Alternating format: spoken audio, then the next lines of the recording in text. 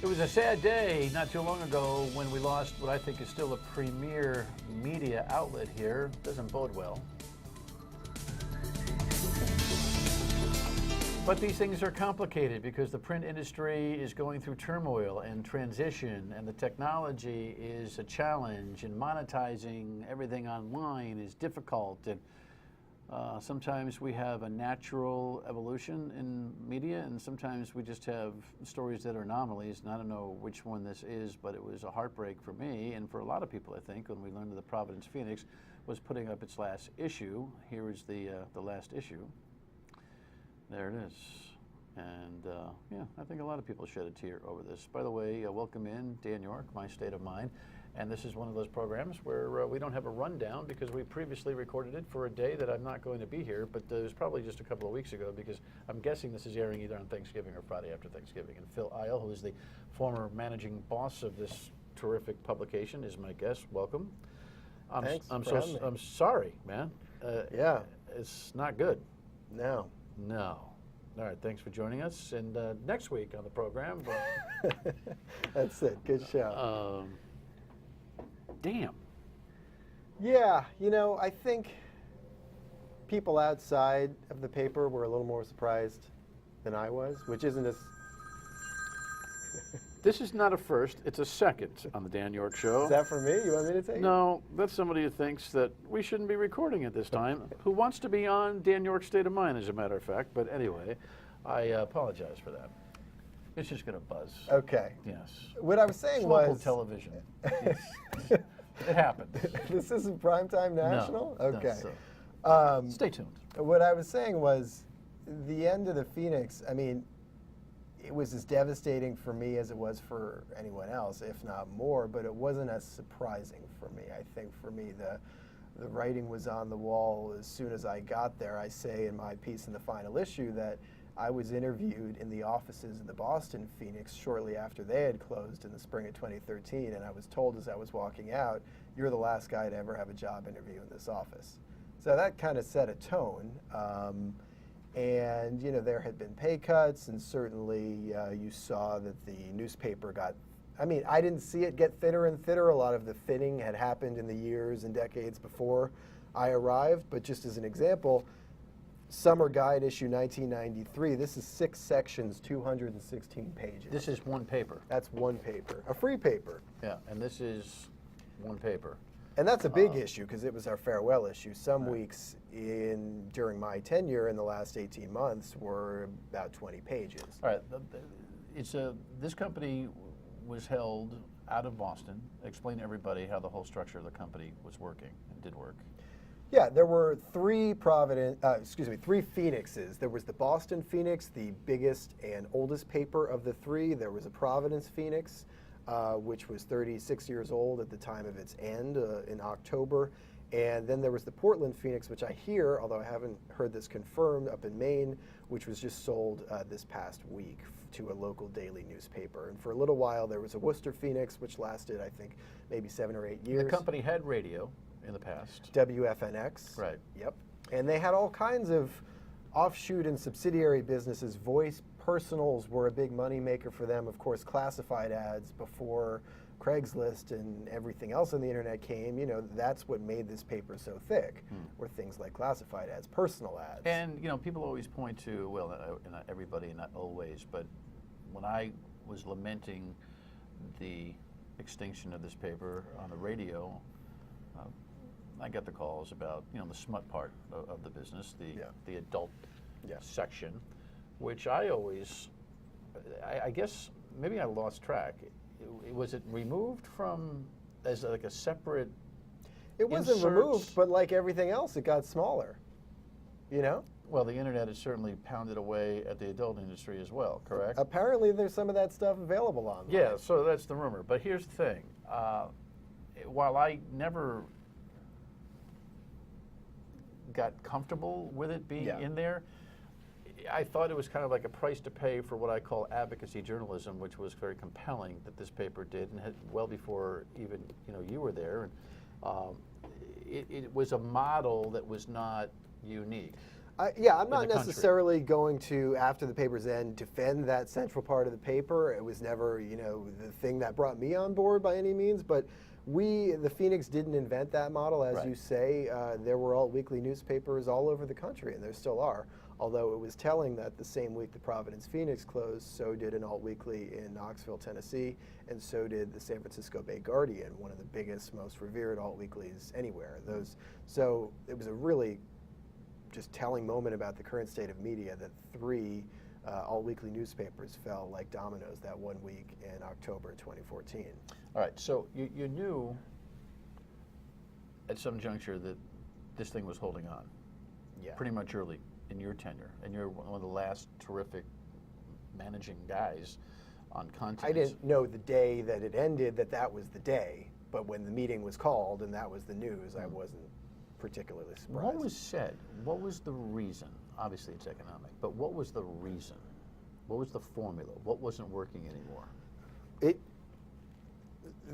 The gasoline that we needed to make this thing work was advertising.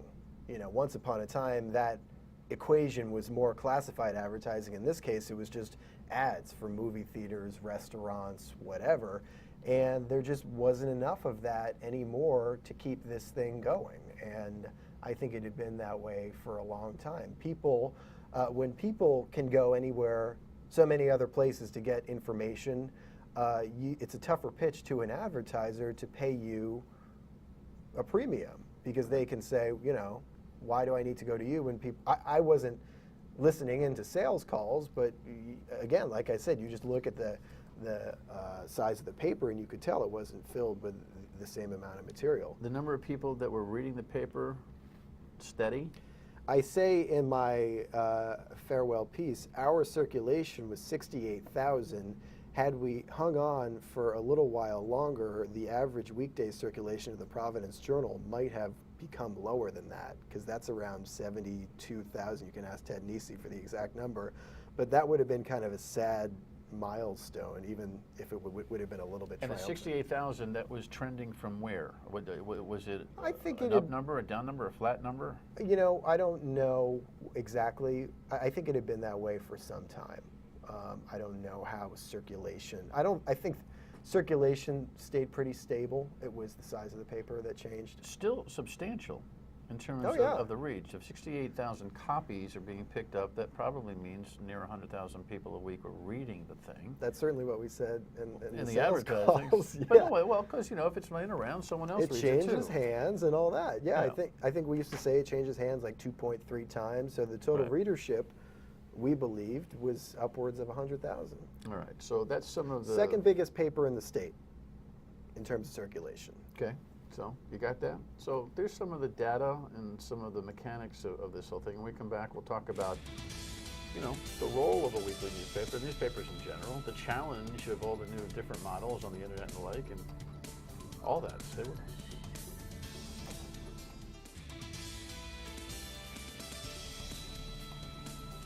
Yeah, more tears. Is that Roger Williams? It is, yeah. That's Prospect Terrace Park. That's the statue there. Okay, just wanted to make sure we got the right person in tears. Phil Isle is the managing editor of the Phoenix, not now because there's no Phoenix. A really terrific journalist, and there's been a history of real good journalists that have come through this paper. This paper has meant a lot to this community for a long time. Yeah. How do you classify it? Alternative? It's an alt-weekly newspaper. Or you mean... The journalism itself. Oh. Yeah, well, it falls into the tradition of what those newspapers traditionally offer. It's, a lot of heavy arts coverage, criticism, and also shining, light on various people in the art scene. And we certainly did that in Rhode Island. They tend to be fairly left-leaning, but not exclusively. The thing I loved about the paper is you can write with a voice. You can take a stance. You can call something BS when it's BS. And we could do a little bit of investigative stuff, although toward the end, for me, the speed of the paper was such that it was pretty tough to do that when I was writing, in some cases, 5, 6, 7 cover stories in a row. With smaller staff. That forces you to do that. In other words, you got to put the paper out. You can't spend 3 weeks going, I'll be out of the office because I'm investigating something. Right. Right. Yeah. I mean, the editorial staff full time was me and Lou Papineau, who I want to give a major, applause to. The guy was there for literally decades, almost since the very beginning, often behind the scenes. He was the guy who put the paper together. He was the managing editor. I was the news editor. And Oh, yeah. That's right. I'm sorry. You're a news editor. He was managing Yeah. editor. We worked hard. What do you think is going to be missing from the community with the paper now gone? You know, I answered that exact question because I had heard it so many times before I got the chance to write the farewell issue. And I just want to say I'm glad we got a chance to do a farewell issue because in San Francisco and in Boston, it was just lights out. And issues that weren't intended as the last issue became the last issue. But I ticked off any number of things. We're not losing Philippe and Jorge, our two kind of trademark political columnists, because they've since found new homes on the website for WHJJ and in Motif magazine. We're losing, as I said, that champion and critic of the local art scene. We're losing, one more place every week for political coverage in this day and age in Rhode Island. With all of the shenanigans, we certainly, I don't think, can afford to lose another voice, yet that's what's happening. In my second to last issue, I had put together a piece called Public Info 101, kind of teaching readers how to access campaign finance reports and file certain, public access reports. We're losing that sort of thing. We're losing a place where you could go into further depth. I could write anywhere up to 3,000 words. I once did kind of a 3,000 word sit-down Q&A with Gina Raimondo. You don't see that kind of length. The average newspaper story is how many words?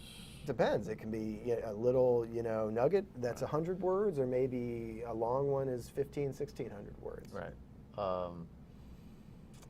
So Philippe and Jorge are going to be on a radio website on WHJJ and, Yep. and Motif. In Motif. What? What is it? They were a Phoenix competitor. They announced shortly after our closing that they were going from monthly to bi-weekly. And I'll just say they're another. Do they print? They like do this? print, yeah. Okay. They're how- free. All right, listen. I don't think I'm like the man in this. I'm not like the worldly guy of Southern New England, but I never heard of them. Okay. Okay. So they do journalism. Yeah, sure. What Yeah, kind- what Jim kind- Hummel works for them. Who? Jim Hummel. Hummel works for him. Yeah, I didn't know that. he writes in there. All right. Well, guess what? It got by me. I feel like it's a birds and the bees question that I didn't know when I was 4. When in 4th grade, when you go, yeah, I know that, and everyone's like, It yeah, you know had- that. I've listen, never heard of them. For It God's had a sake. smaller footprint than the Phoenix. All right. Well, I'll just obviously say that. they'll be calling, going, let's get on your show, so at least Sure. if they're smart, anyway. Jess, do you know about Motif? Did you ever read it? No, she don't know either. I'm So not the it's all your world's fault. foremost expert on Motif, but they exist and they outlive. Here's the thing: when you have platforms like the Phoenix that roll up people's tongues so easily, and then even the good work, yours included, you're going to do some work on the WPRO website, correct? Yeah. As a guy who's having trouble, I'm not having trouble, but I'm learning to adjust to the multi-platform, Yeah. multimedia world. Yeah. Sometimes you can mistakenly suggest that you won't be heard anymore. The online reception for news is at high volume. I don't think there's a lot of deepness to it. I see it as a very horizontal Yeah. situation with not a lot of depth. Yeah. Your stuff has always been deep. Well, that's And so I wonder how any of the work that has been in this place, as it breaks up into the universe of the multi-platforms, how it would be received in the same kind of brand flavor, that kind of thing. I don't know. Well, I think it wouldn't be a very good idea, as has been suggested to me. I understand the impulse, but to just bring back the Phoenix. The Phoenix had its run, and it was a great run. And it was online. Yeah, but just to quickly say what a lot of people have said, why couldn't you guys have stayed alive online? The economics don't work online, period. The amount an ad sells for online versus an ad here, it's a grain of sand versus Which is something. why I wonder about the Go Local Prov model. You have any thought about that? That's a whole different story. Why does it make you laugh? Well, if you follow me on Twitter, which I'm not saying you do, you'll know I have a lot to say about it. I don't. I mean, I see you sometimes. I do follow you on Twitter, Yeah, but I don't. yeah. I don't go looking for your stuff necessarily. I What have you said about Go Local? They are apparently profitable. I think there are legitimate questions to be asked about the integrity of what goes on over there. Okay. No, I get it. Okay, so, but if they're profitable, it shows that a news magazine online that says that they can cover the local scene Yeah. can do well if you put the model together. Now, I haven't studied their Depends model. on your definition of doing well. Yeah, and I have no idea. Yeah. I'm always intrigued, but I know this. I know that newspapers in general, the Providence Journal specifically, Yeah. has had a very difficult time. Absolutely. Monetizing is the word we use. Monetizing Yeah. the editorial part of their work online. It's a fraction of revenue versus what they have still in print. There's a big question mark around local news right now. How are we going to sustain the kind of watchdog or even day-to-day coverage that we once enjoyed and took for granted in places like the Phoenix, which is no longer going to be in the places where people looked for it, the pizza shop, the coffee shop, the liquor store, once a week. I mean, one of the things I learned and really appreciated, didn't learn, I knew about it, when the Phoenix closed, was how much this thing was part of a rhythm of people's lives. You know, they looked for it, they expected it every week. Philippe and Jorge, the crossword, whatever, you know, people expected it, and it's no longer there.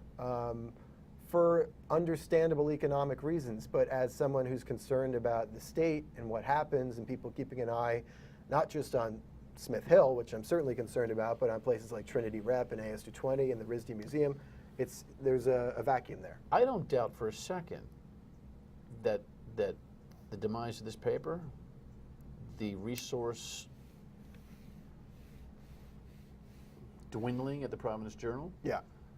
have had an impact on the way local communities are doing business, if not the state. We are in this tweener place where the technology has been vast, Yeah. the content has been Yeah. the way people seek out their news versus what comes to them is in flux, Yeah. and a lot of stuff is falling through the cracks. Yes?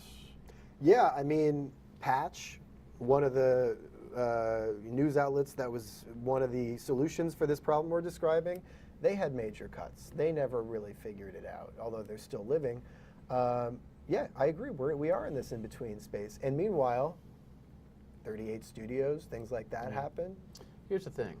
There's a theory that you'll pay for the content online. See what Phil thinks about that. Make it back.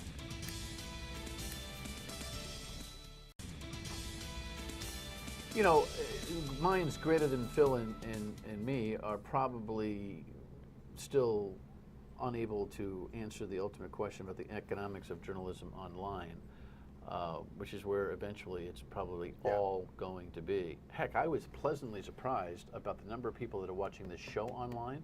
Our digital director the other day, told me the number. I'm not going to talk about it here unauthorized, but I went, really? I share it online. Yeah, I was like, really? Daily? Wow. By the way, you can see the show on foxprovidence.com. We've just moved it from WPRI.com. You can still link, but I was like, whoa, okay. Yeah. And I think a lot of us who've been in the media a long time have always wondered about whether or not our work is followable enough for people to pay for it directly. Never mind a Providence Journal trying to monetize their stuff or creating paywalls and all that kind of thing. You ever thought about your own work or the business in general and about what the appetite is for consumers to pay for information? Absolutely. It's something I think about a lot. And what We are you were just deducting? talking about Jim Hummel. I mean, there are various models. You have Jim Hummel's model, who's kind of a one-man. He had He's got a non-for-profit that he built. built off his own brand. I Yeah. mean, it's right in the name. Right. You have something like EcoRI News, which cobbles together their sustaining funds from grants and from pledges, kind of public radio style, and they even have a compost collection program subscription. You have Go Local, which is a fairly traditional, I guess you could say, ad-based model. You have Rhode Island Public Radio, which is they get on the air every so often and kind of, get you to try to reach into your pocket. Right. Hate that. No, I've always hated it. It's a double standard. I mean, they're on the air. They get this phony advertising. And by the way, the work they do is fine. I have no problem with the work that they do or the players. I hate the model is the public radio is a complete sham. I was like, brought to you by blah, blah, blah, blah, blah, blah, blah, blah, blah, blah, blah, blah, blah, blah, blah, blah, blah, but we don't do any commercials. And by the way, twice a year we're going to beg for money. No. I'd love to be able to be on there and say, by the way, I need a $100,000 raise. Anybody want to give me a call? Thank you. No. It's like, come on, man. No model is perfect, as we saw in even the highest profile. The project that Glenn Greenwald and Matt Taibbi formerly were working on. Glenn Greenwald was the guy who broke the Edward Snowden story, big name in the kind of advocacy journalism world. He got this guy to one of the eBay founders to fork over $250 million to found a new venture called First Look Media. The kind of Snowden wing of that is called The Intercept, very kind of sexy name. And yet, they just published a story about how Matt Taibbi is leaving, going back to the more traditional outlet of Rolling Stone, because from this article, it looks like it's a mess over there. You got to write good stuff. You got to broadcast good stuff. It's got to mean something to people, and it's all about content. And it's an overused phrase in our business, but it's all Well, about now content. it's about kind of retraining people to pay again, because that's what new outlets need to survive. I got to rock. Be an often contributor here, will you? And I'll have you back see when- Phil's work on WPRO. Your first piece is when? It came out before the election. There you go. It's on my own website. I haven't read it yet. I will. I got some homework. Final thought when we come back. Stay with us. I have a minute left. Oh, here I am. I love these programs when we're loosey-goosey a little bit. You know, the phone rings. I have a minute left. You want to get in touch with this program, react. I'd love to hear your thoughts on how media survives and what you think about the Phoenix losing its traction and its editorial life. Telephone number is 228-1886. You can leave me a voicemail, email me at stateofmind@myritv.com, Facebook post, tweet, all of that. You know, my thought here is that you've got to be discerning, but you got to be more open to reading, watching, seeing, hearing as much media as you can. At some juncture, we've got to provide you what you want, but you've got to be aggressive in getting what's important to you. Otherwise, you're diminished too. Does that make any sense? Great to have you. Thanks for watching. See you next time.